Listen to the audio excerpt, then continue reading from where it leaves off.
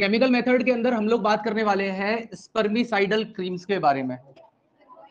हो गया ये भी, इट इज ऑल्सो कंप्लीटेड।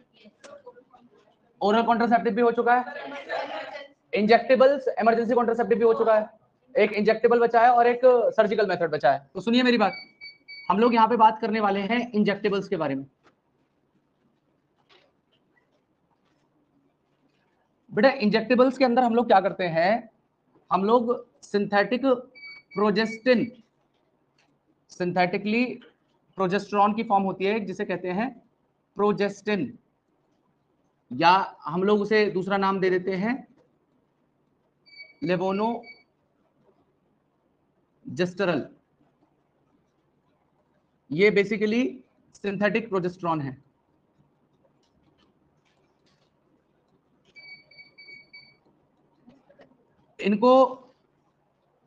इनको हम क्या करते हैं, किसी भी फीमेल के अंदर बेटा इनकी पर्टिकुलर डोज को इंजेक्ट किया जाता है, और ये इंजेक्टेबल आपको दो फॉर्म में देखने के लिए मिलेंगे। एक इसकी फॉर्म होती है जिसे कहते हैं DMPA, जिसकी फुल फॉर्म है depot medroxyprogesterone acetate, progesterone acetate. बेटा इसको इंजेक्ट किया जाता है, इसकी डोजेस होती हैं।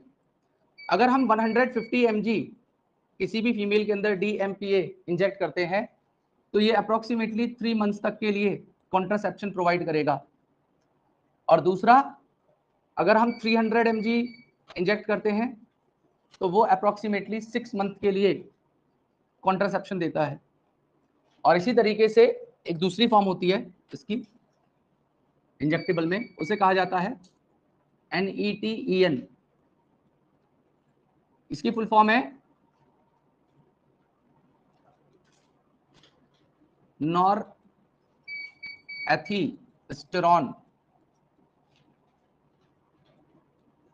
इनैंथेट। इस फॉर्म को इंजेक्ट किया जाता है अप्रोक्सीमेटली 200 mg फॉर 2 मंथ्स। अब मोड ऑफ एक्शन की बात करें तो जो प्रोजेस्टेरॉन पिल्स कर रही हैं वही मोड ऑफ एक्शन बेटा इसका होने वाला है।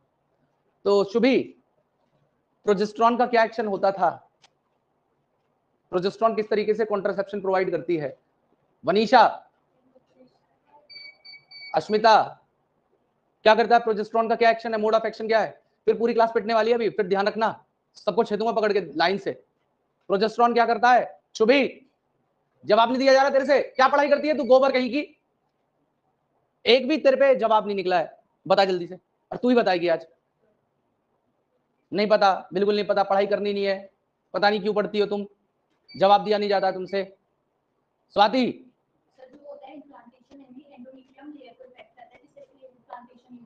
जिससे इम्प्लांटेशन नहीं हो पाता है, बस यही था। और क्या करता है प्रोजेस्टेरॉन? मनीषा क्या बता रही थी तुम? एनओव्यूलेशन करता है, ओव्यूलेशन को नहीं होने देगा, बताया था आपको। उसके अलावा तीसरा एक और एक्शन बताया था, क्या कर रहा था वो? अबे तेरी ऐसी, FSH को ईस्ट्रोजन करता है, गधे कहीं के, LH को करता है, तभी तो एनओव्यूलेशन हो रहा है वहां पे।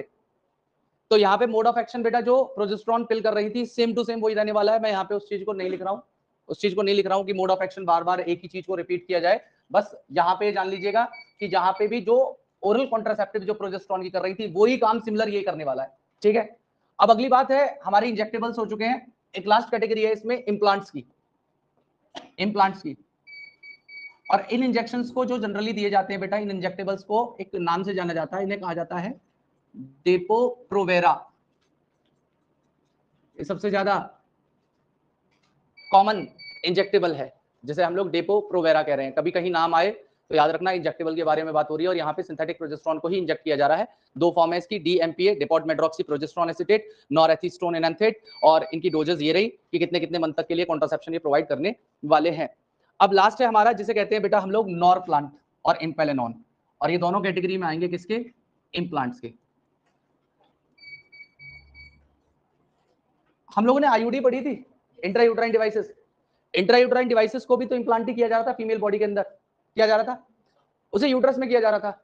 लेकिन यहाँ पे जो इम्प्लांट्स में पढ़ाने वाला हूं बेटा, इन्हें सबडर्मली इम्प्लांट किया जाता है, मतलब स्किन की डर्मिस के नीचे, मतलब क्या किया जाएगा, स्किन को हल्का सा इंसिजन किया जाएगा, कट किया जाता है, और कट करने के बाद में ये छोटे छोटे सिलिकॉन के इस तरीके से, जैसे स्टिक होती है छोटी छोटी, इस तरीके से ये इम्प्लांट्स दिखते हैं। तो इन्हें सबडर्मली या तो फोर आर्म के नीचे या अंडर आर्म के नीचे यहां पे इंप्लांट किया जाता है जनरली इनको। और ये दो फॉर्म में है, ये भी लॉन्ग टर्म कॉन्ट्रासेप्शन प्रोवाइड करेंगे, जैसे आईयूडी प्रोवाइड कर रहे थे। आईयूडी कितने टर्म के लिए कॉन्ट्रासेप्शन दे रहे थे, 5 ईयर, 7 ईयर, 3 ईयर, ऐसे दे रहे थे ना। ऐसे इंप्लांट्स भी बहुत लंबे समय तक के लिए क्या करने वाले हैं, कॉन्ट्रासेप्शन प्रोवाइड करने वाले हैं। और इसमें भी कुछ नहीं होगा, ये भी जैसे इंप्लांट्स थे, जो आईयूडी वाली हार्मोन रिलीजिंग आईयूडी थी, उसमें मेन कौन से थे, प्रोजेस्टेरॉन ही तो थी। प्रोजेस्टासर्ट और LNG-20 दोनों ही क्या थी, प्रोजेस्टेरॉन रिलीजिंग आईयूडी थी। इसी तरीके से इंप्लांट भी बेसिकली प्रोजेस्टेरॉन को ही रिलीज करेंगे, और जो एक्शन प्रोजेस्टेरॉन कर रहा है यहाँ पे, जो पहले कर रहा था वही काम यहाँ पे करता रहेगा, बस थोड़ा सा प्रोसीजर अलग हो जाने वाला है। तो इंप्लांट्स को क्या लिखेंगे आप, इनको प्लेस किया जाता है, they are placed subdermally, subdermally by incision on forearm और अंडरआर्म। और बेटा ये इंप्लांट्स की भी दो कैटेगरी हैं, एक होता है इसके अंदर जिसे कहते हैं हम लोग nor plant. Nor plant approximately 5 year contraception provide करेगा, 5 ईयर कॉन्ट्रासेप्शन प्रोवाइड करेगा। और इसमें बेटा अप्रोक्सीमेटली 6 कैप्सूल्स होते हैं ऑफ सिलिकॉन, सिलिकॉन के 6 कैप्सूल होंगे। कैसे, कैप्सूल का मतलब यहाँ पे ये नहीं है, इस तरीके से बने हुए होते हैं कैप्सूल। तो इनको 6 कैप्सूल को बेसिकली फैन शेप मैनर में, फैन शेप मैनर समझते हो आप लोग, चाइनीज फैन देखा कभी आपने, तो उस फैन की शेप में इंसर्ट किया जाता है। आपकी एनसीईआरटी में डायग्राम भी दिया होगा, वो 6 उन्होंने पतली पतली माचिस की तिल्ली जैसी पकड़ी हुई है, आपकी एनसीईआरटी खोल के देखिए, आपको डायग्राम मिल जाएगा देखने के लिए कि फैन शेप मैनर में किस तरीके से इंसर्ट, ये देखो लगा रखा है ये, तो ये रहा, ये पकड़ी हुई है, ये इम्प्लांट्स ही है, ये रे, ये वाला। तो इन्हें फैन शेप मैनर में इंसर्ट किया जाता है, सबडर्मली करा जाएगा। तो यहाँ पे 6 कैप्सूल होते हैं सिलिकॉन के, और एक कैप्सूल जो होगा उसकी लेंथ होती है अप्रोक्सीमेटली 34 मिलीमीटर, और थिकनेस होती है उसकी 2.4 मिलीमीटर, और एक कैप्सूल अप्रोक्सीमेटली 36 mg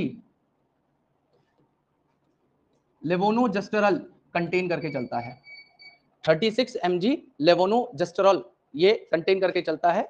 और लेवोनोजेस्टेरॉल मैं आपको बता चुका हूं, it is a form of progesterone, it is synthetic form of progesterone. Next है यहाँ पे नॉर प्लांट हो गया, जो 5 ईयर कॉन्ट्रासेप्शन देगा, जिसमें 6 कैप्सूल होंगे सिलिकॉन के, और इन कैप्सूल्स को प्लेस किया जाएगा subdermally in fan shape manner, fan shape manner में इन्हें किया जाएगा। और ये बहुत लॉन्ग टर्म के लिए कॉन्ट्रासेप्शन प्रोवाइड करने वाले हैं, 5 ईयर्स के लिए। और दूसरी कैटेगरी होती है इसकी, जिसे हम लोग कहते हैं बेटा इम्पेलेनॉन। दूसरी कैटेगरी होती है इम्पेलेनॉन, ये 3 ईयर कॉन्ट्रासेप्शन प्रोवाइड करता है, ये 3 ईयर कॉन्ट्रासेप्शन प्रोवाइड करेगा। यहां पे एक कैप्सूल होगा जो थोड़ा साइज में बड़ा होता है, अप्रोक्सीमेटली 4 सेंटीमीटर, और थिकनेस उसकी होती है अप्रोक्सीमेटली 2 मिलीमीटर। और इसे ये भी कंटेन करके चलता है एक केमिकल जिसे हम लोग कहते हैं 3 keto desogestrel, it is also progesterone form. और इस सिंगल कैप्सूल को वाइड बोर्ड निडल के थ्रू स्किन के नीचे इंप्लांट करेंगे। तो यहां पे लिख दे रहा हूं, it is implanted subdermally with help of wide bore needle। ठीक है, तो ये दो हमारे इम्प्लांट्स थे जो आपको पढ़ने थे, इससे ज्यादा आपको नहीं पढ़ना। लॉन्ग टर्म कॉन्ट्रासेप्शन देंगे, मिनिमम 3 मैक्सिमम 5 ईयर। एक में 6 कैप्सूल है, एक में सिंगल कैप्सूल है, एक में लेवोनोजेस्ट्रॉल है, एक में कीटोडेस्ट्रेरल है, दोनों ही प्रोजेस्टेरॉन की फॉर्म है।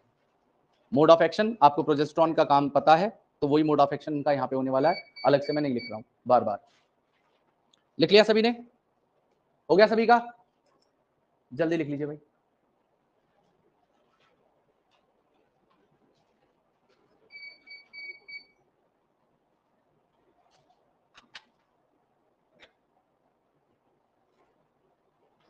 अब एक लास्ट मेथड है हमारा जिसे हम सर्जिकल मेथड कहते हैं। तो आइए सर्जिकल मेथड को भी पढ़ लेते हैं।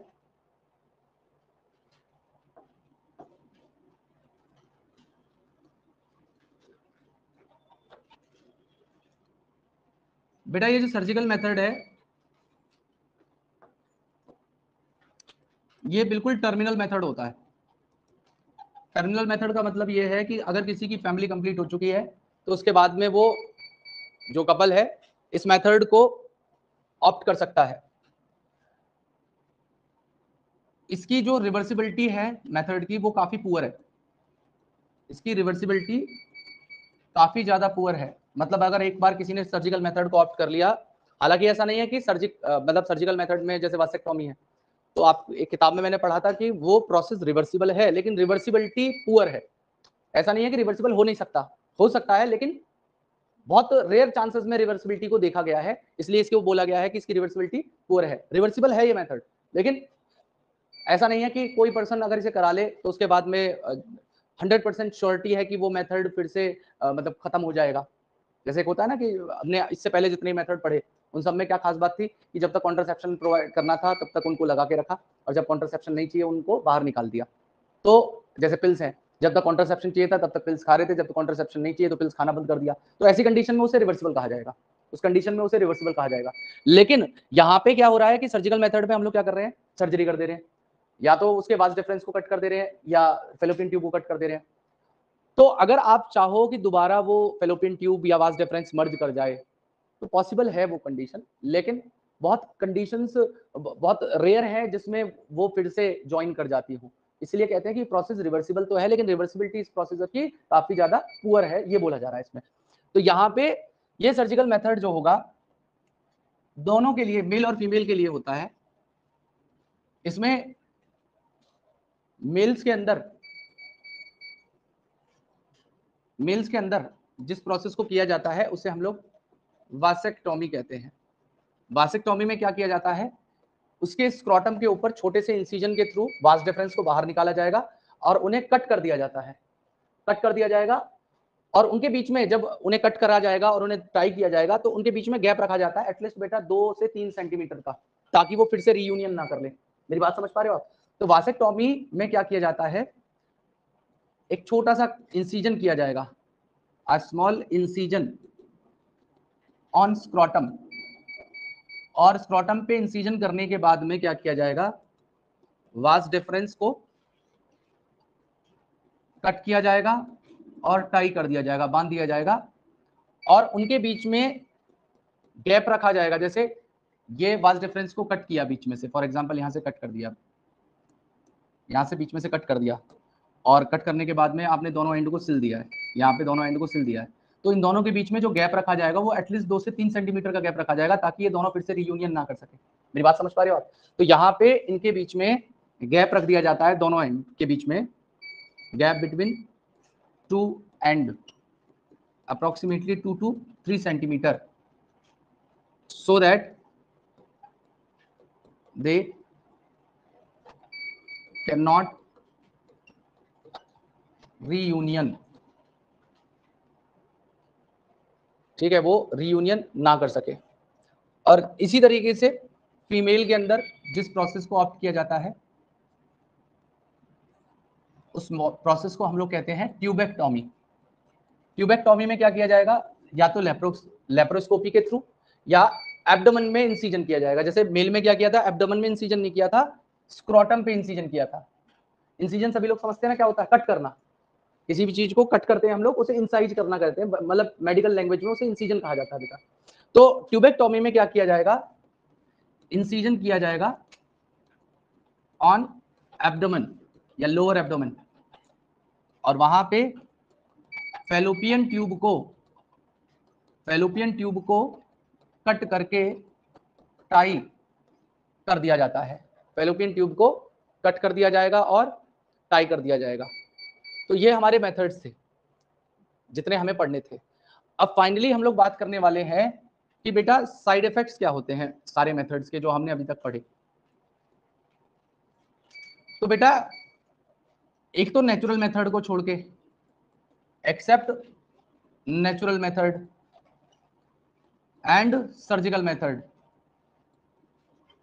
और एक बैरियर मेथड और है बेटा, natural, barrier and surgical method. सबके साइड इफेक्ट्स हैं, सबके साइड इफेक्ट हैं। अब वो साइड इफेक्ट क्या है बेटा, क्योंकि सारे के सारे बेटा अननेचुरल या एंटी नेचुरल मेथड्स थे। सारे के सारे जो हमने अभी तक बात करी वो सबके सब एंटी नेचुरल मेथड थे, अननेचुरल मेथड थे। तो उनके साथ में साइड इफेक्ट एसोसिएटेड है, जैसे नोजिया होना, एब्डोमिनल पेन रहना फीमेल को, उसके अलावा ब्रेक थ्रू ब्लीडिंग होना, इर्रेगुलर मेंस्ट्रुअल साइकिल का होना, इर्रेगुलर मेंस्ट्रुअल साइकिल का होना, उसके अलावा इनफर्टिलिटी होना, और सम टाइम इट में एसोसिएटेड विद कैंसर आल्सो। तो ये सारे के सारे साइड इफेक्ट है एंटी नेचुरल मेथड को इस्तेमाल करने के। नोजिया मतलब जानते हो ना सभी लोग, क्या होता है, जी मिचलाना, वॉमिट जैसा फील होता है, उसे नोजिया कहा जाता है जब जी मिचलाता है। तो abdominal pain, breakthrough bleeding मतलब लगातार ब्लीडिंग हो रही है उस फीमेल में, इरेगुलर मेंस्ट्रुअल साइकिल, इनफर्टिलिटी और कैंसर, ये सारी कंडीशंस हैं अगर ये जो पिल्स वाले मेथड यूज किए जा रहे हैं या जितने भी हार्मोन रिलेटेड मेथड यूज किए जा रहे हैं। और बेटा ये लगभग सबसे ज्यादा मेथड जो है, कुछ मेथड को छोड़ के, जैसे बैरियर मेथड में कॉन्डोम्स पढ़े थे हम लोगों ने, वो बेसिकली मेल्स के लिए अवेलेबल थे, और उसके अलावा सारे के सारे मेथड जो है वो सब फीमेल्स के लिए हैं सारे मेथड। सर्जिकल मेथड एक जो वासेक्टोमी वाला है वो मेल के लिए। बाकी जितने भी मेथड हमने पढ़े, चाहे इम्प्लांट्स पढ़े, चाहे ओरल कॉन्ट्रासेप्टिव पढ़ी, चाहे हमने इंजेक्टेबल्स पढ़े, all those methods are for females. ठीक है, तो सारे जो साइड इफेक्ट जो एसोसिएटेड होंगे वो फीमेल के साथ ही होंगे। क्लियर है मेरी बात सभी को? चलिए, तो ये तो रही बात इनके साइड इफेक्ट की। अब ये टॉपिक हमारा कंप्लीट हो जाता है यहाँ पे। अब अगला जो टॉपिक हमें पढ़ना है वो है सेक्सुअल ट्रांसमिटेड डिजीजेस। ये सेक्सुअल ट्रांसमिटेड डिजीज क्या होती हैं और कैसे कैसे होती हैं, उनके टाइप्स कौन कौन से हैं। तो आइए शुरू कर लेते हैं एसटीडी। तो नेक्स्ट है बेटा हमारा टॉपिक क्या, ये लिखा नहीं अभी तक,